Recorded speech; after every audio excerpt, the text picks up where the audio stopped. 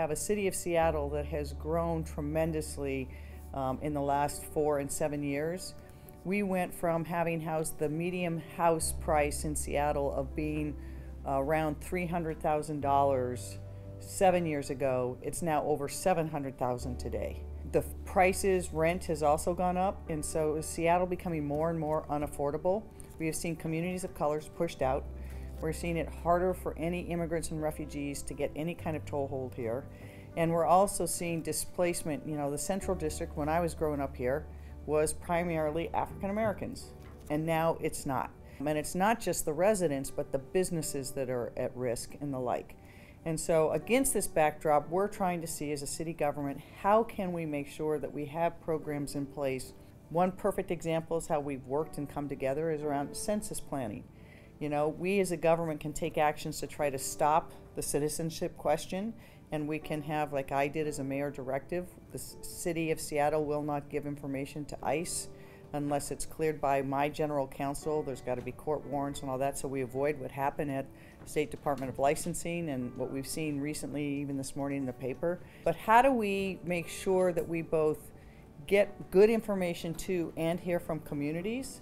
You know, we know we've done some stuff that is working and good, but we know we have to do more. You know, for example, we've got Uncle Bob's Place that we're doing in Chinatown International District. It's going to be a tremendous, great project, but not many people, a lot of people haven't heard about it and what the parameters are around it.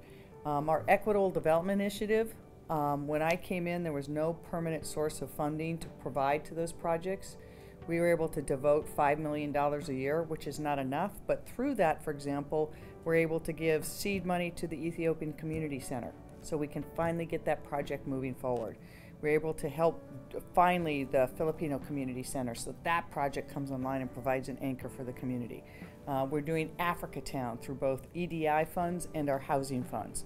So really looking at those community-based solutions so that we have places for people to go, to congregate, for intergenerational. You see so many communities where because people can't afford to live here, even if the parents or grandparents can find a place to live, their children and grandchildren are living far away.